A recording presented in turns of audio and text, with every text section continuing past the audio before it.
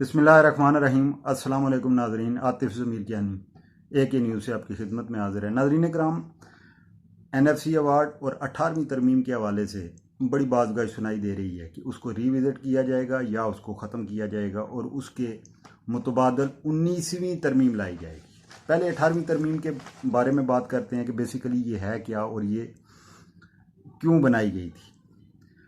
मेरे नाज़रीन को याद होगा कि मोहतरम जरदारी साहब, जब मोहतरमा बेनज़ीर भुट्टो की शहादत हुई तो उसके बाद सारी की सारी पीपल्स पार्टी आसिफ अली जरदारी के पास चली गई थी।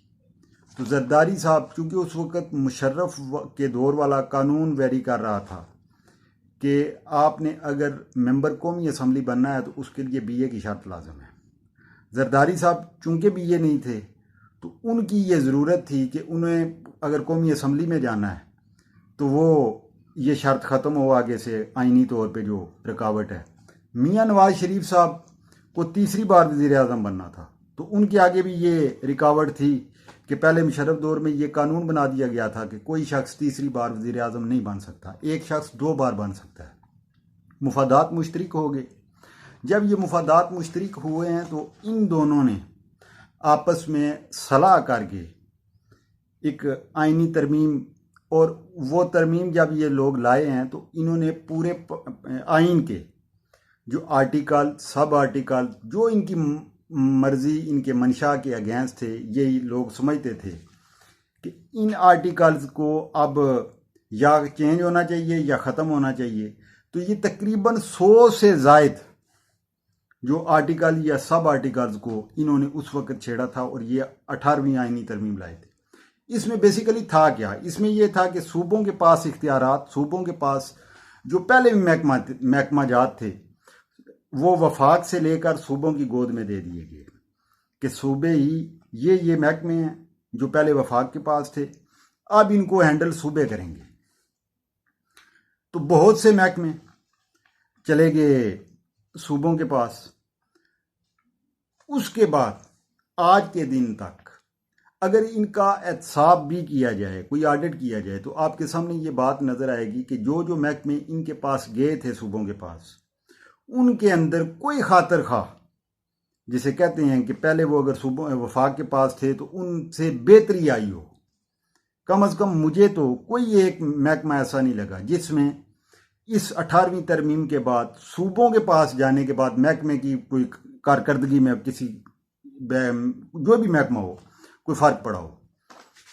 तो जब ये हुआ क्या था कि NFC इसके साथ ही जो है ना, रिलेट करता चलूँ, आपको बताता चलूँ कि NFC ये है कि अगर गवर्नमेंट ऑफ पाकिस्तान ने 100 रुपये टैक्स कलेक्शन की है तो उसमें से 60 रुपये सूबों को देने चाहिए, ये कानून है। तो जब ये 60 रुपये सूबों को दिए गए तो जो महकमे वफाक के पास थे उनकी तनख्वाहें देना ही मुश्किल हो गया। ये सूरत हाल हो गई।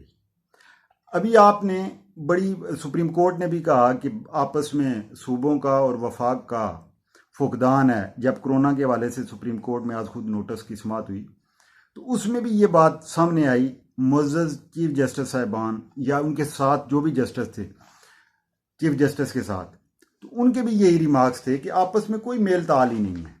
वजूहात क्या थी? वजूहात यही थी वो 18वीं तरमीम, जिसमें सूबा ये पाबंद ही नहीं है कि वो वफाक के किसी भी हुक्म, किसी भी पॉलिसी को कैरी करके चल सके। तो और भी बेशुमार वजूहात हैं। आज ये ज़रूरत महसूस की जा रही है कि इस 18वीं तरमीम को रिविज़िट किया जाए।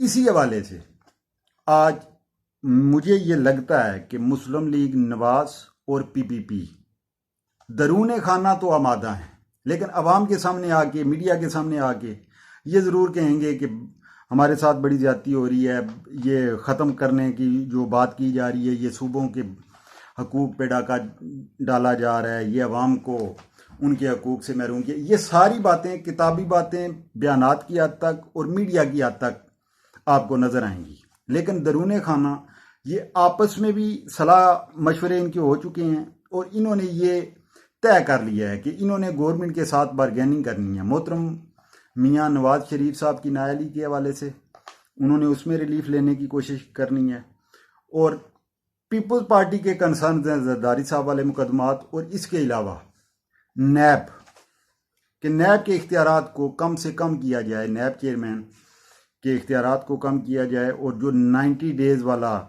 कि नैब किसी को भी अपनी हिरासत में रख सकती है, ये कानून भी इन तमाम सियासी लोगों की आंखों में अटकता है, तो इसको भी ये ख़त्म करेंगे। आपने देखा होगा कि पीटीआई गवर्नमेंट ने आज से चंद दिन कबल या महीना डेढ़ महीना कबल इन्होंने एक आर्डीनेंस लाया था जिस पे बड़ी तनकीद की गई थी। अब उस आर्डीनेंस का वक्त भी पूरा होने वाला है।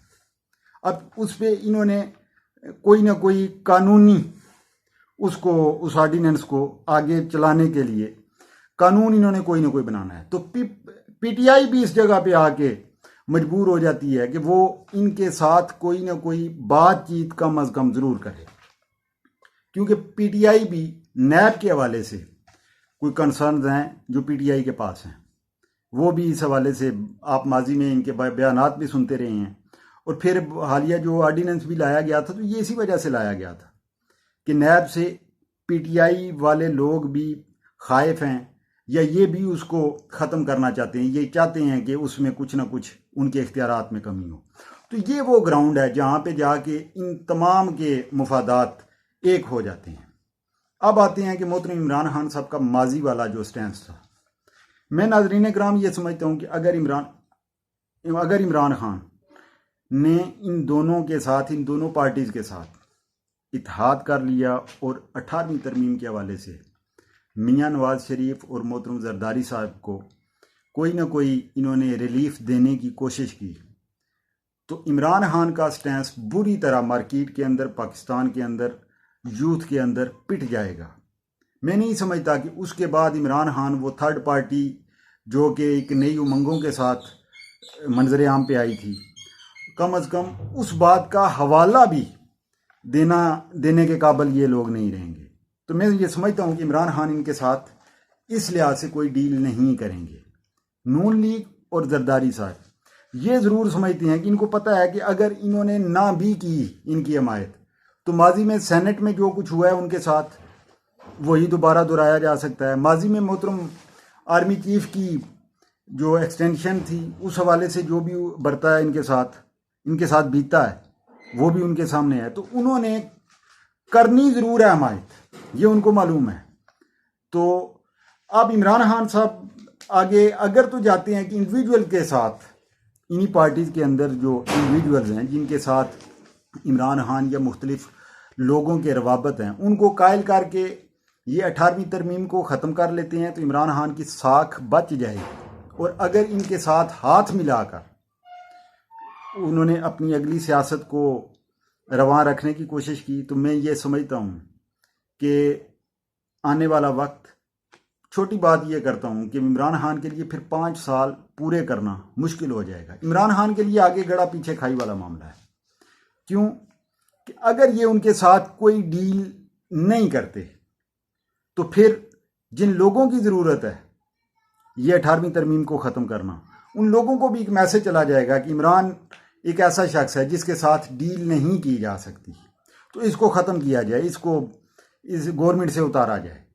तो उन लोगों की हमदर्दियाँ भी फिर इमरान खान के अगेंस्ट चली जाएंगी। अब देखते हैं आने वाला वक्त हमें क्या दिखाता है। फिर इसके साथ एक और बात मुझे याद आ गई कि आप देखेंगे ज़हनी तौर पे, मेरे नाज़रीन इस बात के लिए ज़हनी तौर पे बिल्कुल तैयार रहें कि 62-63 का भी कला कमा या गला घोंटने की ज़रूर ब-ज़रूर कोशिश होगी।